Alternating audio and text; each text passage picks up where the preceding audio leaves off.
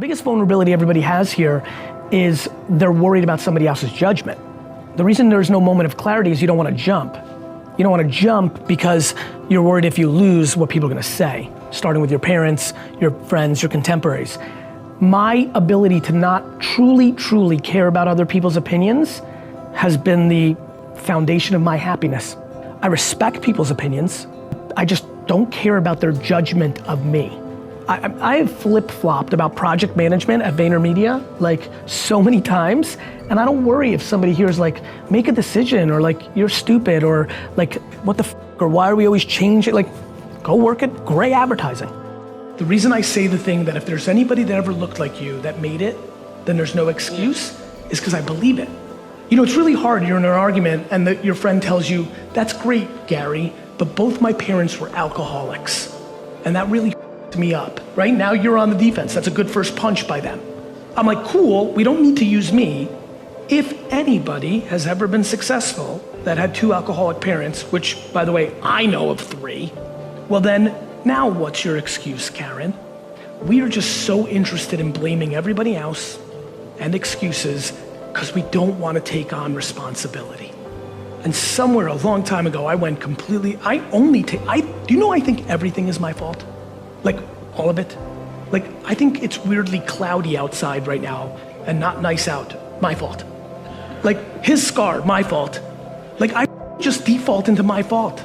And everybody tries to do everything else the other way. And let me tell you how good life becomes when you take on responsibility. It gets real good.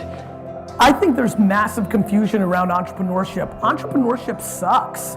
I mean, it's lonely, it's high risk. I mean, I can't live without it, but it's like a bad boyfriend, right? Or girlfriend, right? Like, there's a ton of bad days being an entrepreneur. Not to mention 98% of entrepreneurial ventures are gonna fail. So there's gonna be a really bad day in your future. For me, I think this is a very personal question. I think it's how you're wired. I'm so all in entrepreneur, I prefer the pain. I think one of the reasons I love the Jets so much is because they bring me so much pain. You know, I love the climb.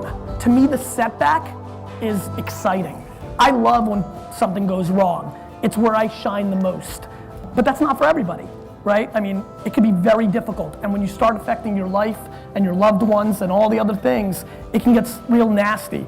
To me, the way I handle things, even in the few rare days when I really struggle, I take a real step back. You need to bet on your strengths and don't give a f*** about what you suck at.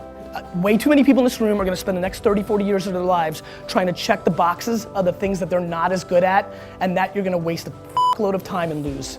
I highly recommend auditing yourself, or if you have no empathy or EQ or self-awareness, then find somebody in your family or friendship that does, and let them tell you who you are. And once you believe that, either for yourself or someone else told you, go directly all chips all into that, because that is the only possible way, in my opinion, watching from the outside, that is, let me rephrase, that is a very highly likely way of over-indexing, because the truth is, if you want to be an anomaly, you've got to act like one.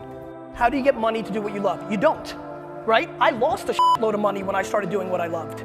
What you do is you position yourself to succeed. So for example, if you're doing something else and you want to do this thing you love, you do it after hours.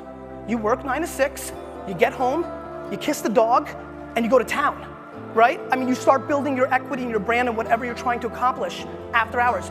Everybody has time. Stop watching Lost. So, you know what I mean? I mean, if you want this, if you want bling bling, if you want to buy the jets, if you want to do work, that's how you get it.